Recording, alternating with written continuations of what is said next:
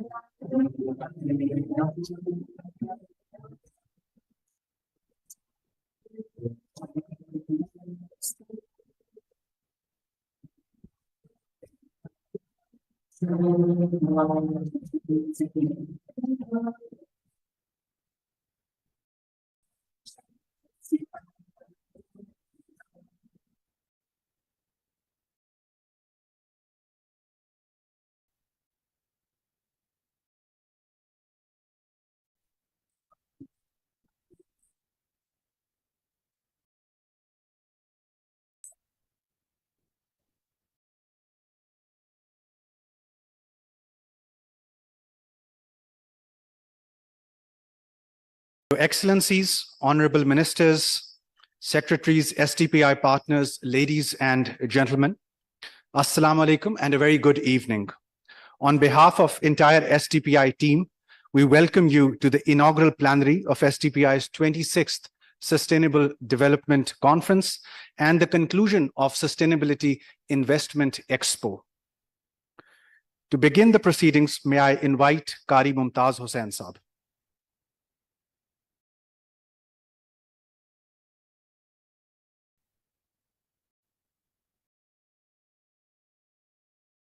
أعوذ بالله من الشيطان الرجيم.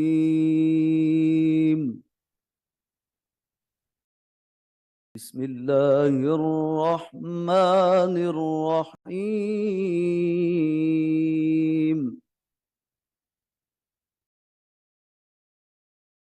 الرحمن علم القرآن خلق الإنسان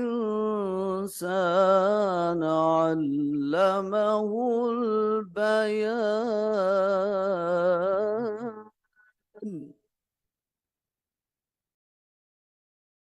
الشمس والقمر بحسبان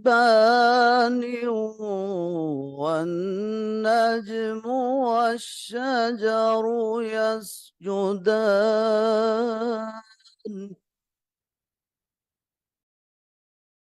والسماء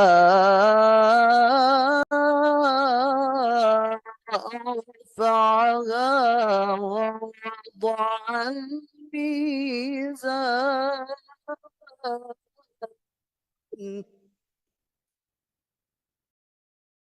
ألا تطغوا في الميزان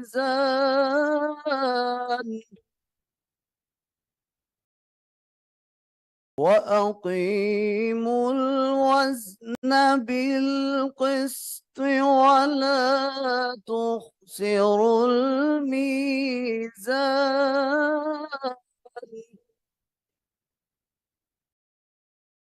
والأرض وضعها للأنام فيها فاكهة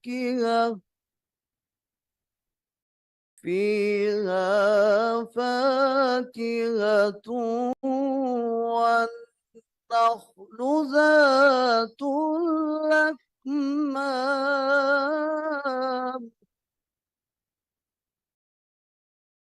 والحب ذو العصف والريحان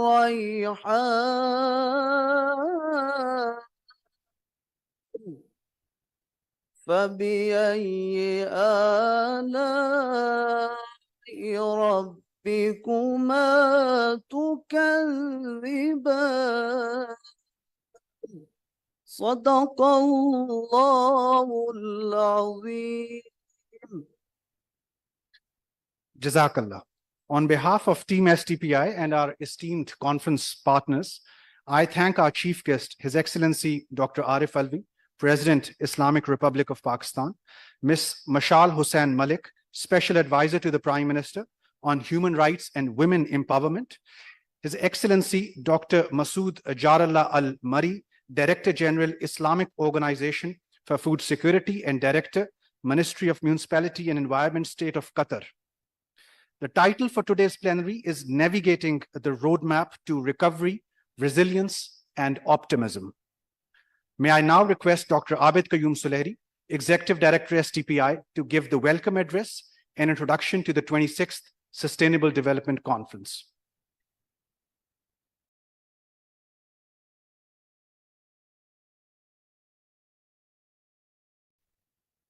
Thank you, Waqar.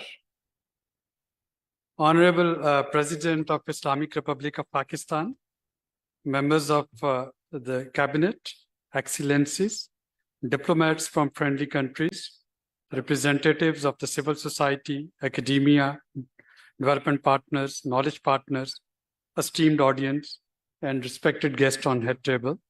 Assalamu alaikum and a very good evening. On behalf of the Sustainable Development Policy Institute and its Board of Governors, I welcome you all at the inaugural plenary of our 26th Annual Sustainable Development Conference. First of all, I would like to offer my profound gratitude to the Honorable President, not only for sparing his valuable time for this inaugural plenary, but also for patronizing our annual conference over the years. This reflects the importance His Excellency gives to the subject of sustainable development. Your Excellency, at this conference, delegates from 19 countries will be presenting the way forward amidst the global times of trial. STPI, through its annual conference, would be upholding a beacon of light and be a source of inspiration. During the next 3 days, over 200 speakers from Australia, Bangladesh, Canada, China, Germany, Italy, India, Kenya, Nepal, Norway, Qatar, Thailand, Philippines, Singapore, Sri Lanka, Switzerland, the UK, and the USA will be deliberating over the challenge being faced in these turbulent times. The world is going through unprecedented times of political and economic turmoil, marked by uncertainty and despair due to multiple crises, conflicts, climate change, and the war in Palestine. These challenges have severely impacted the development agenda, particularly in South Asia, where the effects of these crises have been most acute. Despite these challenges and trials, there is still a hope for sustainable development. The light at the end of the tunnel will depend on the actions of governments, civil society, organizations, private sector, and individuals who are actively engaged in addressing these crises and promoting sustainable development. Excellency, there are at least a few emerging trends which are extremely important in the context of our theme, which is finding ray of hope amidst this time of despair. The first is supremacy of people. 70 countries hosting 4.2 billion people would be observing elections in 2024. And people, for the first time, half of the planet would be electing their next government. And of course, their choices would shape up the world we are looking forward to. Similarly, the unfortunate tragedies which are unfolding in Palestine, in Gaza particularly, they have once again reminded that through coercion, this freedom movement of Palestine and the two-state theory, the solution cannot be suppressed. And especially the civil societies in northern countries, the way they are showing their solidarity for atrocities against Gaza, I think this is again a ray of hope that we need to think through. The third very important component is the future summit of United Nations that would take place in September 2024.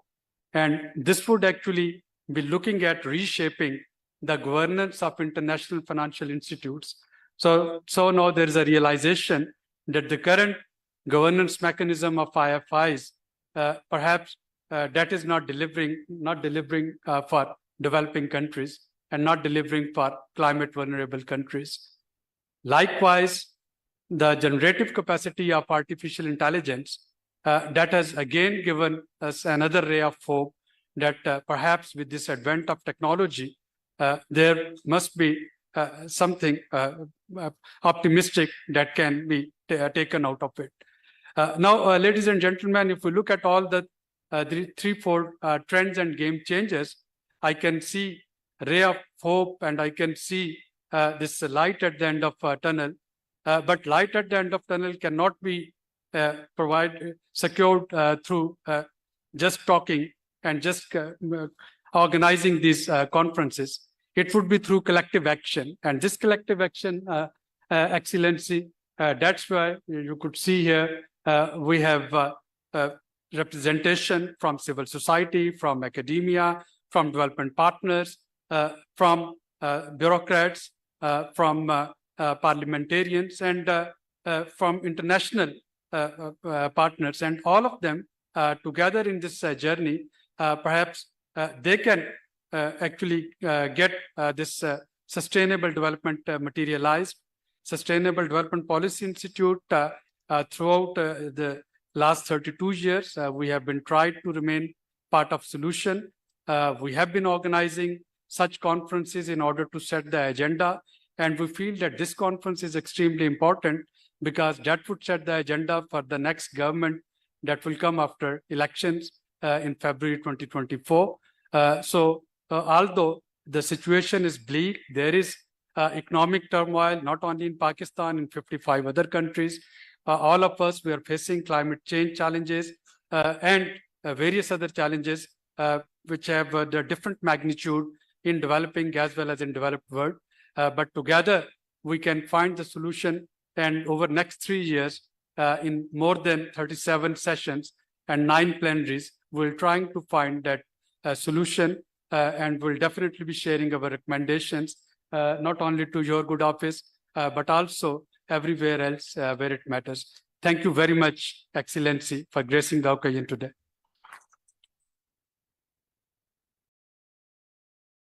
Thank you, Dr. Abid Suleri. May I now request His Excellency, Dr. Al-Mari, for his special remarks.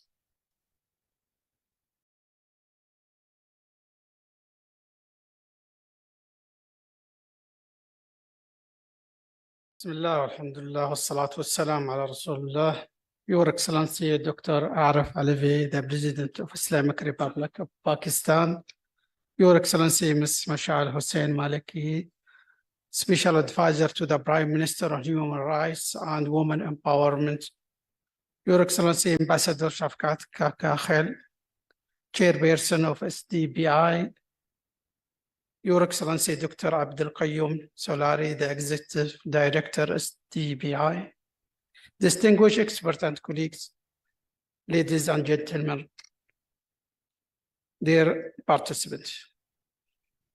It is with extreme joy and delight that I stand before you on behalf of the Islamic Organization for Food Security to share a few words on the theme of this important gathering, the 26th Sustainable Development Conference.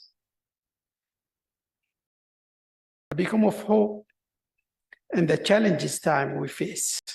Our theme, light at the end of the tunnel, hope in the time of despair, underscore the pressing need for innovative solution to the global challenges that facing us.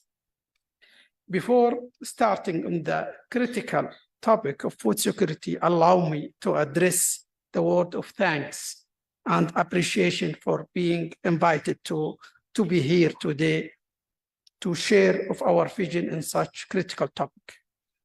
And the President of His Excellency, the President of the Islamic Republic of Pakistan, is a firm testimony of the commitment of the highest authorities of this country on the matter at hand. The IOFIS is a specialized agency of the Organization of Islamic Cooperation, OIC, is dedicated to ensuring that food remain accessible to millions, even during challenging times. It is not an overstatement to say that the IOFS serve as a beacon of hope for many in the OIC geography. IOFS has been leading addressing the three fundamental aspects of food security: availability, accessibility, adaptability. The pillars are the bedrocks of our mission to ensure food security for all, even as we face complex challenges. In a world that is constantly changing, with challenges like climate change, conflict, natural disaster, and shifting consumer preference, the IOFS serve as a model of innovative solution. It's enhance or promote technology and also trade and utilize a local resource to create a more secure and sustainable future for food. During global turbulence, the IOFS has not only advocated for change, but also implemented it. The organization has introduced several programs designed to manage the complexities of food chain crisis and ensure food security within IOFS member state. This program takes a comprehensive approach covering prevention, mitigation, and adaptation as we navigate the intricate landscape of food security challenges. Excellencies, distinguished guests, IOFS recognize the power of collaboration. It works in harmony with OIC member state and also relevant OIC and international organization to generate data and craft strategies grounded in science and data. Also promote synchronized strategy and integrated multi-sectoral approach to address the multi-dimensional natures of climate change. Enhance the resilience of farmers by advocating of climate smart agriculture practice, sustainable water resource management, and increase agriculture productivity.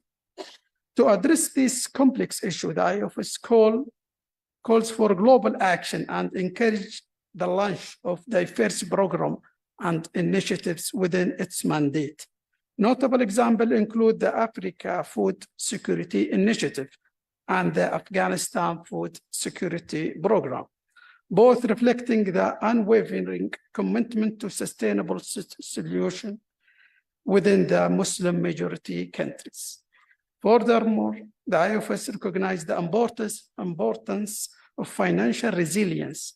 It actively forges partnership to ensure the sustainability and critical factor in maintaining agriculture practice and food availability, especially during challenging times.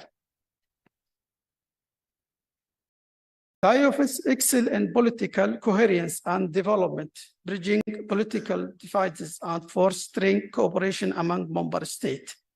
It stands as an exemplary model of how cooperation can transcend political differences for greater goods.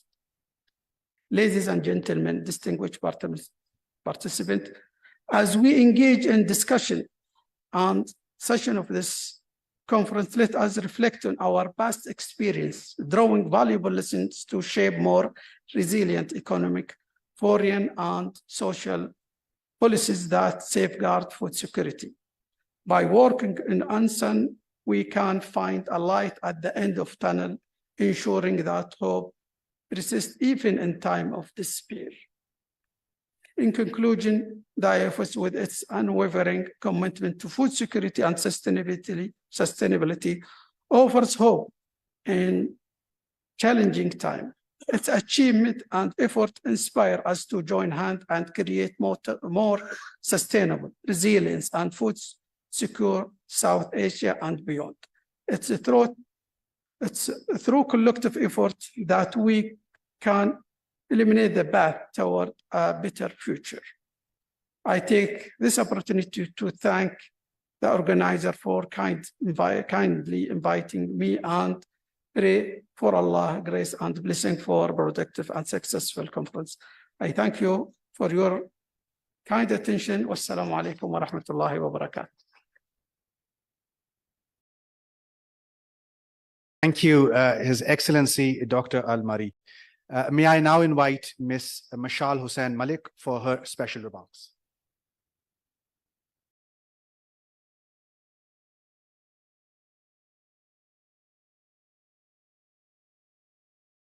First of all, I'm really honored and grateful to be here among such esteemed people, especially the President of Pakistan, the Honorable Dr. Arif Alvi Sahab, to the organizers of this event, and to the Honorable Mr. Al-Mari, Dr. Masood Al-Mari, who just delivered a speech. Ladies and gentlemen, esteemed guests and distinguished participants, it is truly an honor and privilege to be standing here amongst all of you at the 26th Sustainable Development Conference hosted by the esteemed Sustainable Development Policy Institute. Allow me to extend my heartfelt gratitude and thanks to Ambassador Shafkat Kaka Khel Sahab, to Chairman Board of the Governors, Dr. Abid Qayyum Suleri Sahab, the Executive Director, and the entire team of STPI for their tireless efforts in organizing this flagship annual conference. This conference serves as a beacon of collaboration where diverse minds converge to explore innovative solutions, share invaluable insights, and forge partnerships that will shape the trajectory of sustainable development. Ladies and gentlemen, today, when we stand here at this pivotal moment in history, where the choices we make can shape the future course of this world, it is not a mere coincidence that sustainable development and women's rights are intertwined. For true progress cannot be achieved without the empowerment of over half of the global population. And in our pursuit of sustainable development, we must recognize that women are not just beneficiaries, but catalysts of change. This empowerment is not a choice, it is a necessity. As we look towards the future, fostering partnerships becomes a cornerstone of our efforts. And in the 2030 Agenda for the Sustainable Development and its 17 Sustainable Development Goals, achieving gender equality and women empowerment is integral and puts women's role in the spotlight. First, due to its gender parity, and second, because women play an instrumental role in the partnerships delivering, especially of the 2030 Agenda of the UN. Studies have also shown globally that greater political participation of women results in higher investments in social protection, healthcare, education policy, because women, unfortunately, are starkly underrepresented all over the world in decision-making platforms. So partnerships that transcend boundaries, borders, ideology, sectors are the driving force behind sustainable development in this era of globalization. Governments, nonprofits, business, individuals must all come together, pooling resources and expertise to address the multifaceted challenges that hinder progress. And when we specifically talk about women's rights, these partnerships become even more critical. It's not just about giving a woman a seat on the table. It's about ensuring that they have an equal voice and a say and equal opportunities and equal representation. It's about dismantling the barriers that have been held back generations and stifle the potential of half of humanity. Education and empowering women is an investment in the sustainable development of communities and nations. It is a catalyst for economic growth, social progress, and environmental sustainability. No society can claim true development if it leaves its woman force behind. Let us forge partnerships that go beyond rhetoric, a collaboration that translates into meaningful action, support initiatives that educate girls, provide economic opportunities for women, and challenge societal norms that perpetuate gender inequality. And in conclusion, the path to sustainable development and gender equality is one we must walk together. It requires a collective effort, a shared commitment, and fostering partnerships that will not only uplift the women folk, but uplift humanity as a whole. As we embark on this journey, inshallah, let us be guided by the understanding that empowering women is not just a goal. It is the very foundation upon which a sustainable and equitable future stands. Thank you very much.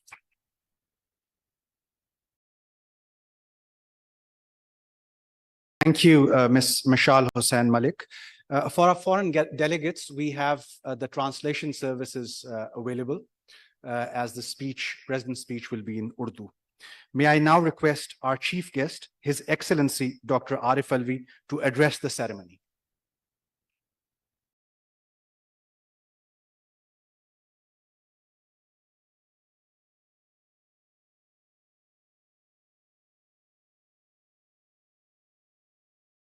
Bismillah ar-Rahman ar-Rahim.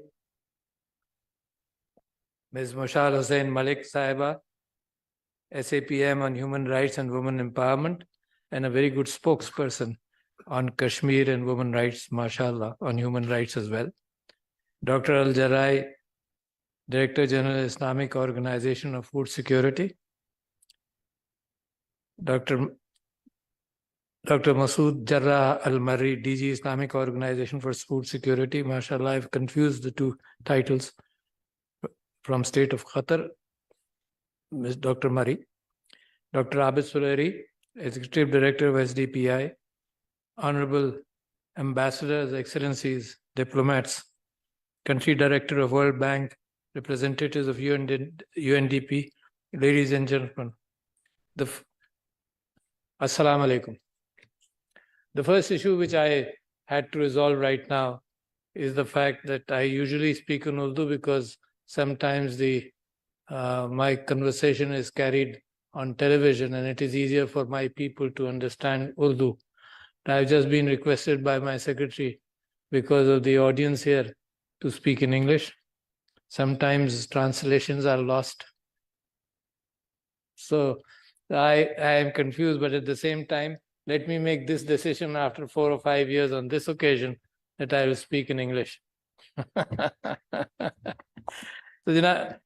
So, thank you, all of you. Thank you, the organization SDPI, doing splendid work for quite some time, for inviting me here. And this is a matter of serious concern for me. While Mr. Abid Suleri talked about a ray of hope, let me tell you frankly, in the last few months, I've been very depressed. I have to find hope from where? Because it's the human intellect which will give me hope. Not the fact that the world is either abundant or not abundant, or we make the world abundant. That's quite possible. But it cannot happen that you dehumanize humanity and elevate the environment and ecology. That can't happen. I know it won't happen. And in the past, the history of the past few hundred years has been a matter of hope that with development, there is a better understanding as far as humanity is concerned. And I was speaking on a number of occasions in the past few months. And there are people, I believe that the current era of world history is written by the global order which came into being in the 20th century. And the history of that global order is related to the history primarily of Europe, where Renaissance was happening, where tremendous advances were taking place in intellect, science, and technology, as well as arts and culture. So that the footprint of the new global order has come from the conflicts of Europe, which were tremendous. That doesn't mean that there are no conflicts in other parts of the world, but there were more conflicts in an area where human thinking was evolving very positively, while the other areas were under depression. If I look at the challenges of the world today, there is a challenge to peace. There are wars going on. There is exploitation going on. The justification of wars seems very superficial. And in my life, I have not, and I would challenge somebody here who would raise his hand or her hand saying that these wars have been fought for peace, and 20 years later, people still realize that this war was for peace, and there was tremendous change in the world because of that war. So if we are convinced that wars are not a solution, humanity is convinced. You have the driving wheel of life on earth, really. You have inherited billions of years of environmental change and evolution. And the best the evolution could do was produce these human beings whose DNA is full of love, hope, hatred, and paranoia. Remarkable. You see, this is the best the evolution could do. We are full, when time comes for hatred and to make judgments, our eyes are clouded with that phobia and that bias. I am surprised. Therefore, I am surprised. I used to think that imagery of human desecration, of human destruction, that imagery will convince the world that war, killing, all this is bad. And that belief of mine has also been shattered, because there is more imagery available today than the times of the Holocaust, where reports came out years later, sometimes decades later, of what evil was being done by humanity on humanity. So tell me, I wish I could be a participant in a session where people would try and convince me, no, there is hope here. I was talking about the killings, and I didn't know that you were going to initiate the issue in looking at sustainable development, but you cannot have sustainable development without having a human looking at the human footprint, looking at human decision-making for sustainable development. And I had this huge list I read from about the killings which have happened over the past few hundred years, and then what led to the development of the global order, which was called the rules-based global order. So let me just go through those few steps rather than a lot of deep detail. There was, in the European world, there was a 30 years war, there was a 100 years war, there was a 70 years war, and at probably the culmination of the 70 years war in 1648, that the Westphalian thought and Westphalian treaties, the two of them, came up, and which said two specific things. One was that nation states, the fact that violence can be done only by the state, the fact that arms can be held within the state only by the state, that was one determination, and boundaries were constructed of nation states. And sometimes this concept was taken outside the world, and we were so preoccupied by boundaries that you see very geometric boundaries in the north of Africa, where a ruler was placed somewhere and a straight line was drawn here, a straight line was drawn here, a straight line was drawn here. So the boundaries and nation states came into existence in the thoughts came up in 1648.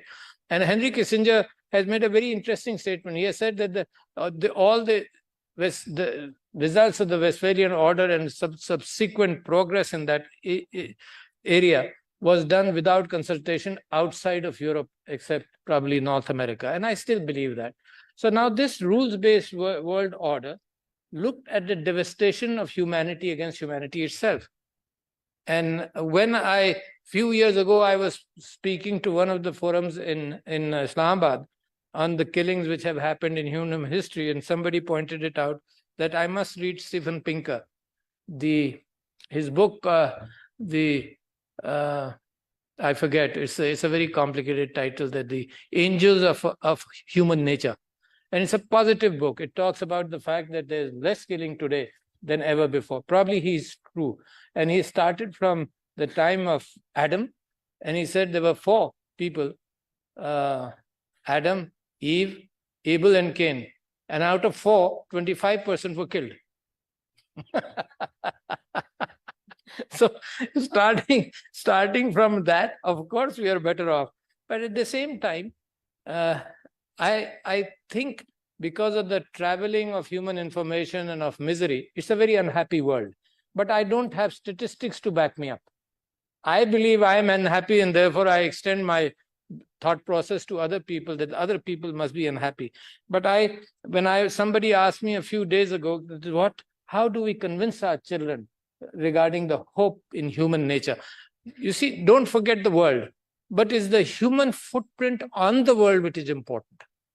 You see, and if humanity steps very solidly in a bad manner on the world, his own home is going to be devastated in the future. So the problems are very big today, and therefore these challenges have to be faced. And these challenges cannot be faced unless diplomats sitting here, unless thinkers affect human policy. And if human policy takes centuries to change, I'll be very depressed, because today the tools of devastation and destruction are in every hand. Let me define that. The weapons of mass destruction, which were managed and controlled through different treaties under the United Nations, non-proliferation, etc., was relatively easier compared to the new tools coming in human hands. The older tools required nation states to develop an atomic bomb. So it was easier to handle nation states rather than every individual. The new tools of destruction can come into human hands in a very democratic manner, or democratic in the sense that it is spread.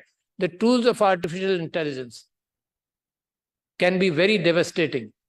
And it is the slowness of human recognition for that. The first book I read was in 2013 or 14, where Nick Bostrom wrote on superintelligence. But I am glad in this year, nations have gotten together to look at artificial intelligence, to look at the dangers of AI. Even the nuclear development which happened passed through very dangerous 15 or 20 possible accidents. And we are alive today, most of us, probably because of the fact that those accidents did not happen. And if you need the history, you will find those 15 or 20 incidents in history. Any accident could have led into further use of nuclear weapons. Moving from that, I recognize the fact that mankind has been interested in looking at the footprint of environment. And I would bring you back. What inspires me sometimes is the love which is around also in humanity. And what inspires me is Rumi in this regard. Without love and without the anchor of love in human life, life will not go in the direction where there will be peace. And therefore he starts from within himself. He says, you must recognize yourself. There must be love within your heart. Open up your heart and see where you have hatred and try and manage that. Then he says, then you look for love in your family, in your immediate family. And then he says, look for love and push love in your neighborhood. Then he says, in your nationhood, push for love. That's the fourth step he states and he takes. And then he says, look for love in humanity. He goes beyond that. He goes beyond identity of nationhood or identity of religion. And he goes beyond that and he talks about humankind.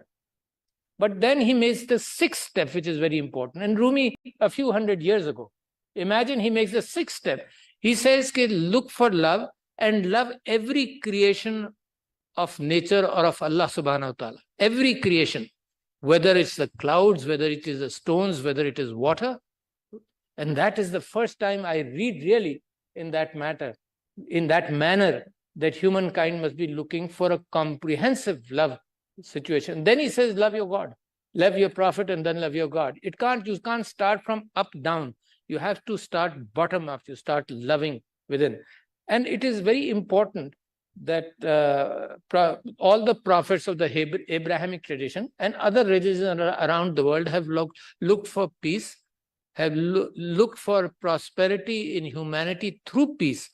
Whether it's Jesus trying to feed the people, trying to offer the other cheek, but at the same time didn't have too much effect. Why? Now that is where I come up with why. It should have had it. Where you have prophets unable to change mankind. So what is happening?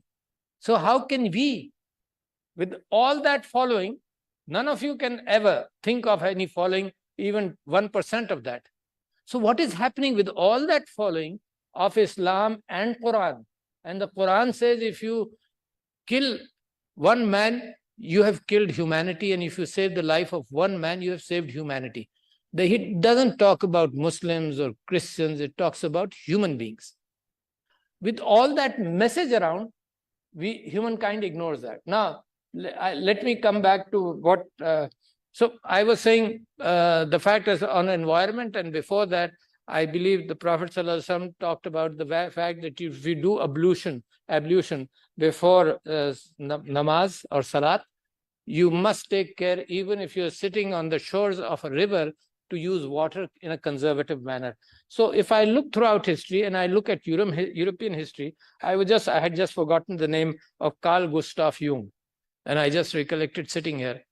For the sake of environment, he isolated himself for the modern pleasures of electricity, etc. And he finally settled on an island on a lake in Switzerland and lived there all his life. He was famous because he was a dream psychologist, and people from the world over came for its consultation. And he had given up and he started living with the environment, because the consciousness of the fact has started emerging. This was in the 50s. The consciousness of the fact has started emerging.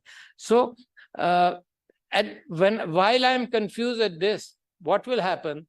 And I'm appealing to the human side of humanity and peace and love. At the same time, when I look at the world order, how did it come into being? It said nation states. It then, after the two huge wars, which resulted in the death of 50 million people in the First World War and about 100 million in the Second World War, my numbers may not be so accurate. The United Nations got together, met in San Francisco. There were other people in the 19th century and the 20th century who proposed that there should be no war. This concept is important, ladies and gentlemen, for you to understand also. They proposed the concept of no war, and in that, one of the leaders of that movement was Tolstoy, the author of many novels, Anna Karenina, etc. And he was in the Crimean War, and he was surprised at a very young age, in the 20s, he was surprised at the fact that the war led to so much bloodshed, smell of blood in the entire area. And then all of a sudden, they decide to take out the white flag of truce for a day, come out, shake hands, bury your dead, bury the limbs, bury everything. And the next day, come out again, take out your guns and start killing again. He could not comprehend what is happening. So what were the rules of war? The rules of war, and therefore he started a movement, and supported by an Austrian lady, forget the name though, and they started the movement of no war, and they even challenged the International Red Cross and the conventions coming up. They said, if you humanize war, it's not going to ever be humanized. And you've seen, despite these conventions in international society, when nation states decide, some of the nation states decide to violate these conventions, they hide and violate. They dehumanize mankind. And then they're free to violate whatever they want to do. They decide something somewhere, then because of vested interest, they change everything.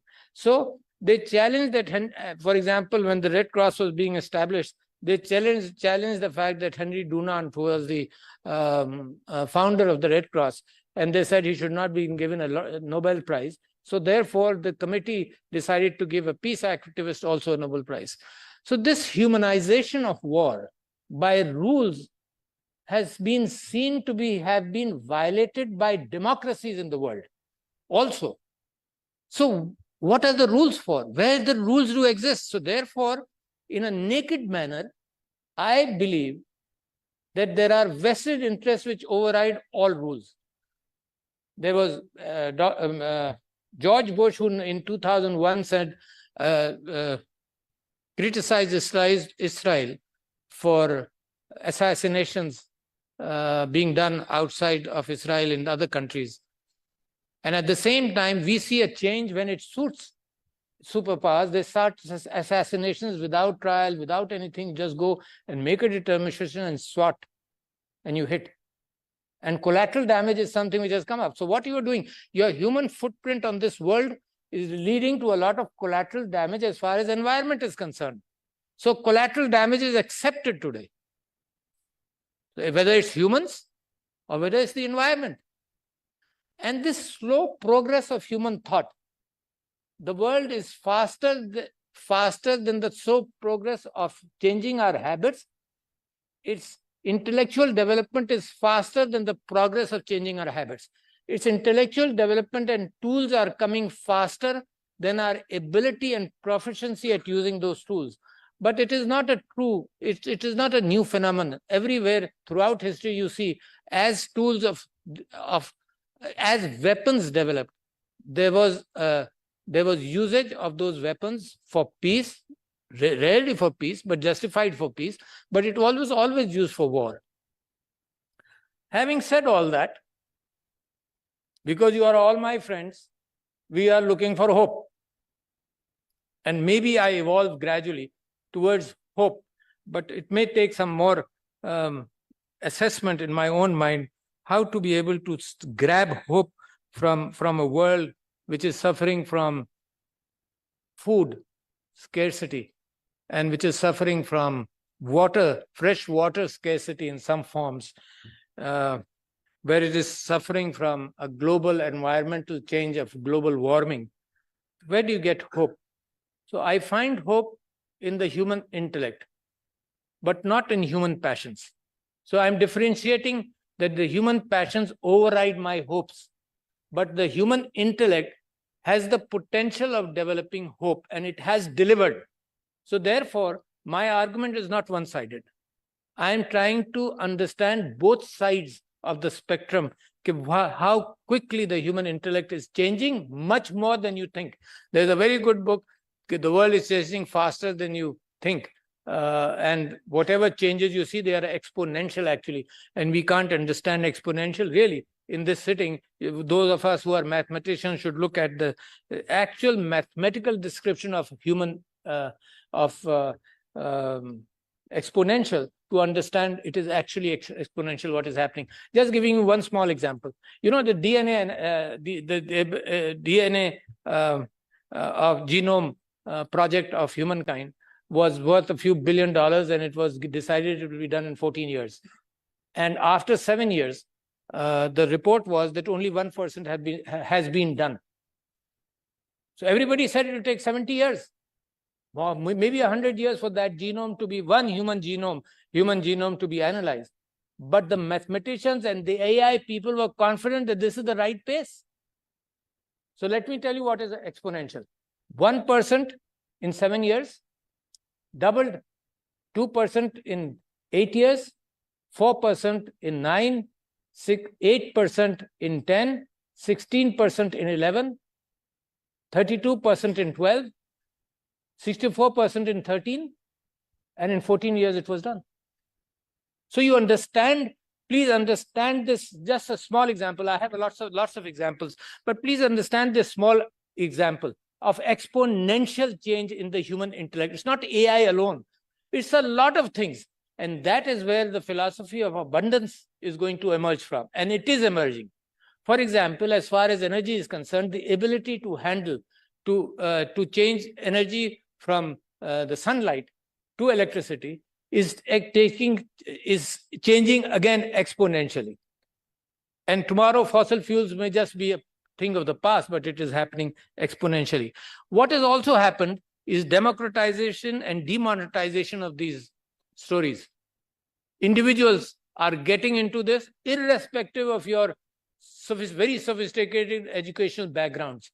Individuals throughout the world, whether in Africa, small people who have just acquired simple basic knowledge of these changing human intellect are participants in the employment process and contribution process. So looking from all that, then what is missing also still? Let me tell you that when United Nations was formed, there is one loophole, and human thought will change by evolution. There will not be a sudden change in United Nations tomorrow that the strong powers will give up their veto and distribute those powers to everybody. Not going to happen. Has not happened ever, except maybe a prophet comes around and changes the entire concept, mesmerizing you all into understanding the good and bad, which I don't foresee is a practical situation to wish for. But at the same time, it won't happen like that. It will happen with evolution and slow evolution. But if evolution is going to happen in a positive manner of killings, which is dehumanizing, can you imagine? I'm just saying that wars happen in every region. So I'm not particularly criticizing either Europe or whatever, but I'm just saying that in San Francisco, when the United Nations was being formed, there was one loophole which was opened up, and that was that because of our interest, any country, because of its interest, thinks that it's under threat, it has the right of war on other country, right of war. Now what happens? These shipping lines are under threat, whether it's the Taiwan Straits or whatever. So therefore, my country is interested in that, and it opens up an avenue because my supplies are threatened. For example, there are 500 individuals in a country of my nationality, and they're under threat. So I have the right to interfere and protect that. Oil, for example, is needed by the world. What better argument can you have? Is needed by the world. And if any destabilization happens, where countries stand up and say that the Suez Canal is ours, that's a threat. If a country stands up and says that stop sending you opium to our country, that's a threat on the livelihood of people. But that didn't happen after the United Nations. The opium wars happened before the United Nations. Even now, a statement was surprising. It reminded me of history when I think it was the WHO or some UN organization made a statement that you have reduced opium cultivation in Afghanistan to 300 tons from maybe 7,000 tons. And the argument was that there will be devastation and poverty because of that. So I didn't understand that argument coming out from a United Nations organization. What about the livelihood of those people who are making opium? So it is surprising that human intellect is developed. We understand the argument, the world understands these arguments. So what I'm suggesting to you, and there's another attitude which needs some addressal, and it has been there for a long time. What happened to the Red Indians it's just a continuation of thinking process. I don't want to blame any European country for whatever happened. Probably that was the thinking of that era.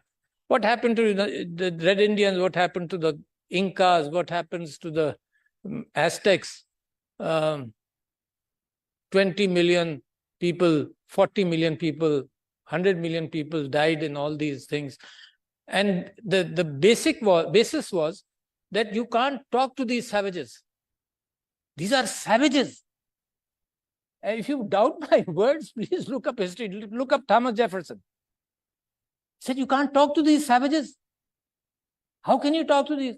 Look at what happened in Africa.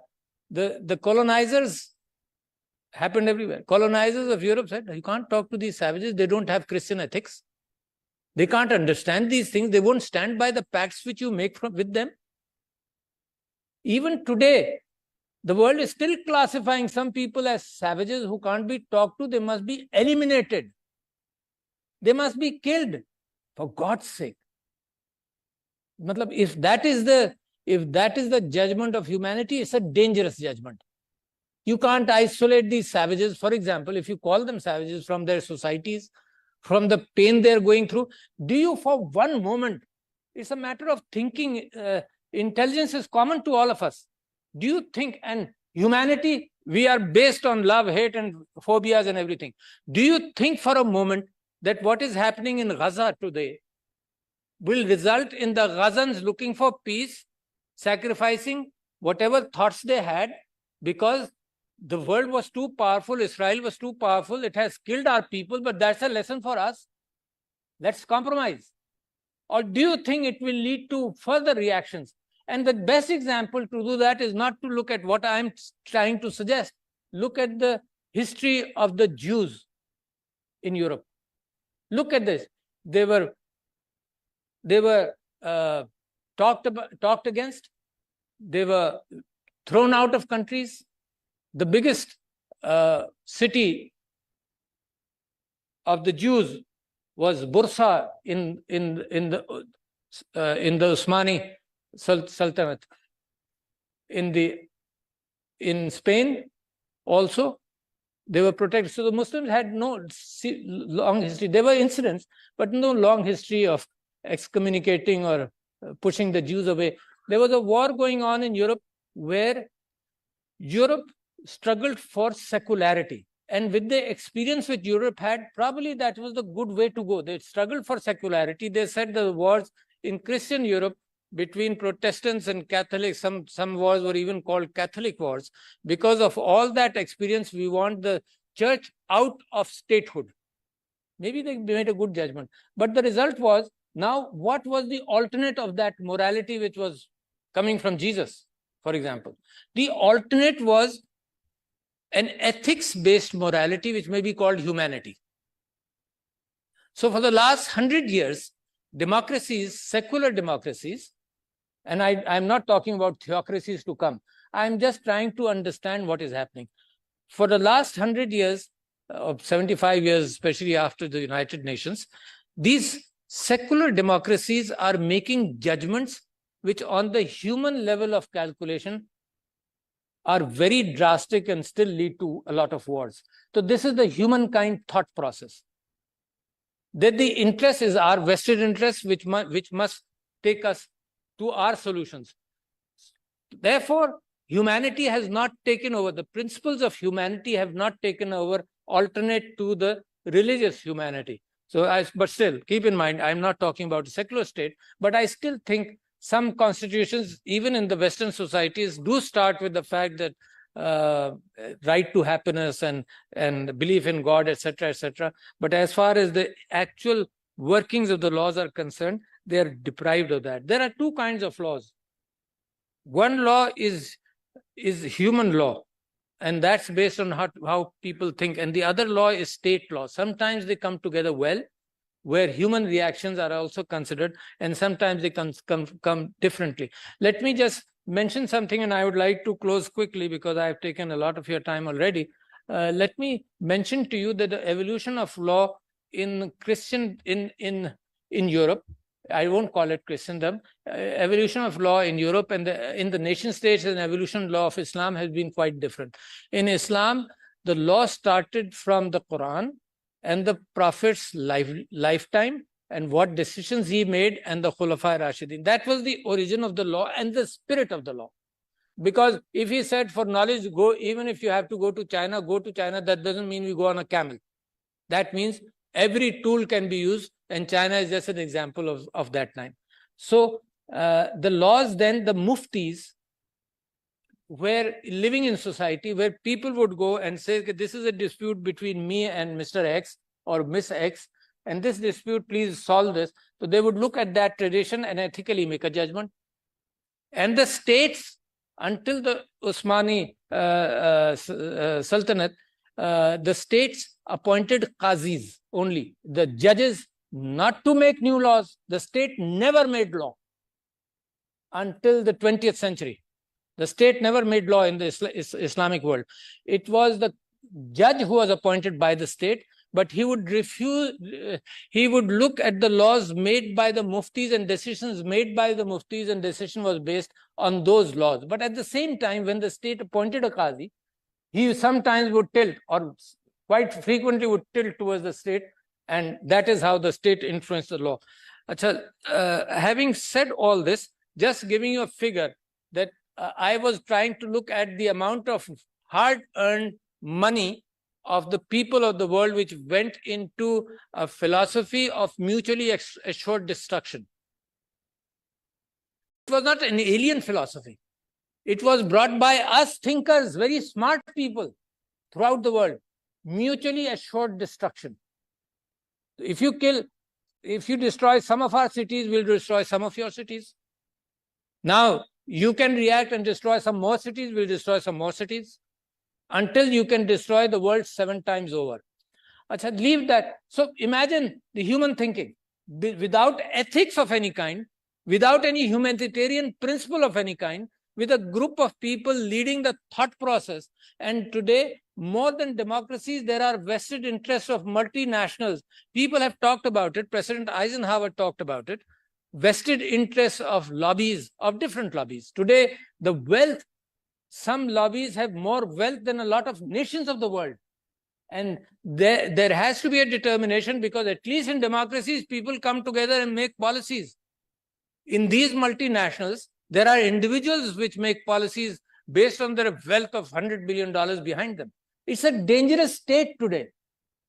So the humankind has a lot of things on its hand, on its table to look at all that. So what I wanted to tell you about is $10 trillion.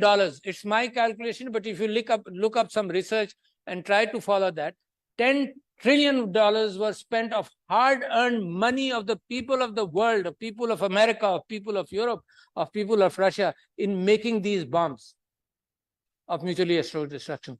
That money would have been, imagine the priorities of the people.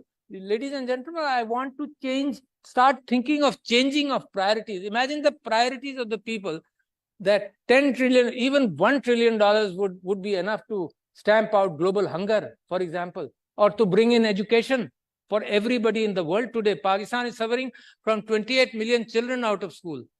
So sustainable development, of course, women empowered. Mashal Sahiba, you did a fantastic job of trying to express that without women empowerment, the world will not be either safe or participative. In that way, Pakistan is looking at trying to change this. Now, you dehumanize people in the way what Gaza images are showing, that value of human life is not enough. You impose a value of human life when they belong to your country. And the best example is the Pan Am air disaster. The responsibility was picked up by Libya, and they were fined $3 million per person. Imagine what happened in Vietnam. There were 2 people who raised the spectrum of war trials. You remember them? Bertrand Russell and Jean-Paul Sartre. And there was an immediate lobby trying to say that these are old people, they don't have their senses, they're senile, and they want war trials for Vietnam. So I'm beyond trials.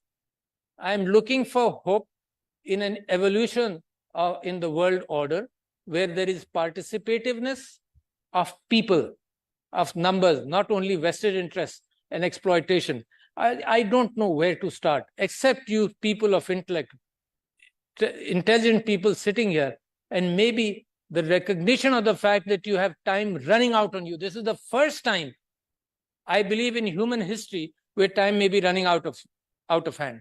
There are, on artificial intelligence, there are claims that there will be a super intelligence by people disputed by 2047 or something. And I'm impressed by the fact that there is a challenge on the carbon-based DNA evolution, which takes thousands of years, and the silicon-based evolution, which takes seconds to take place. So there is a serious challenge in what is happening. And finally, I forget names so often these days. I'm getting older. So, but still, I was recently reading a book in which a very good example was given by the writer.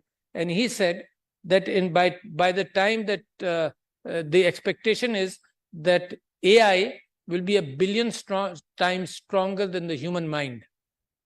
That time is not far off because of the ability to look at data. My ability to look at data is my limited memory, which is not more than 5 GB. Not more, really. It is understood. And I try and remember things.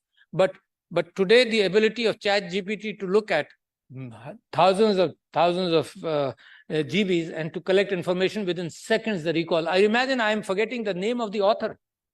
You see? And if I were to be on ChatGPT, I would get it in seconds. So there is one thing missing here. I'm so fond of speaking. Sorry, ladies and gentlemen. It leads me every avenue, every door I open shows me the many doors there. one avenue is missing is the link of the human mind to the computer, which is called the brain-computer interface, which is happening. And I won't dwell on that. Tesla Neuralink from that company is linking the human brain to the computer directly to be able to access information as I speak, and tremendous volumes of information. So that danger, somebody very well described it. It's like the difference of intellect between a fly and Einstein, a billion times different intellect, Einstein and a fly. And we are hoping, ladies and gentlemen, we are hoping that Einstein kind of brain knowledge will adopt the ethics and morality of a fly.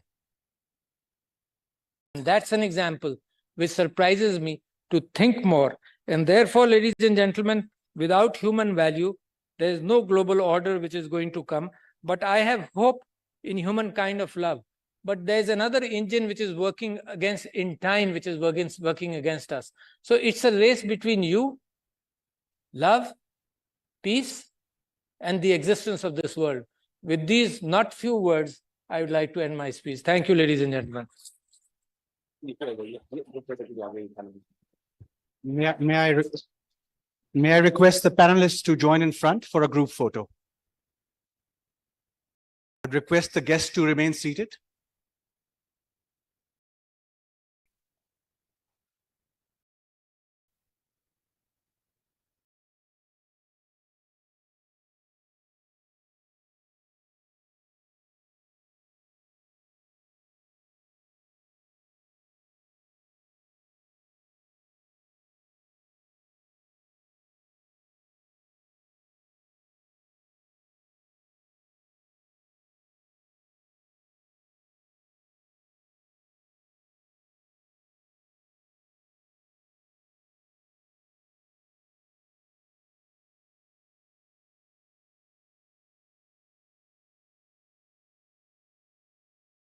The next group for the photo.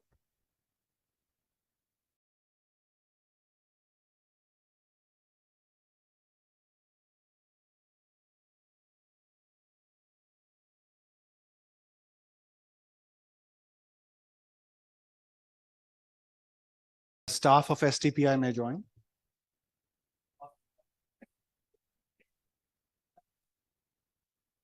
Yes, if people could join faster.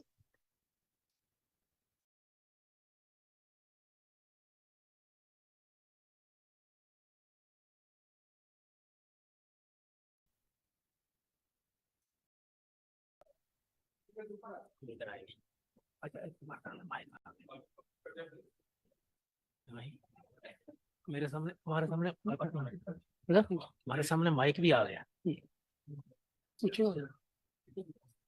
Hello testing testing कोई गल नहीं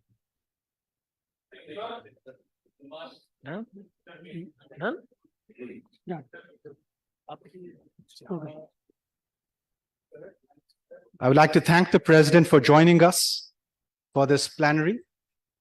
I would request the guests to proceed for dinner once the President has left.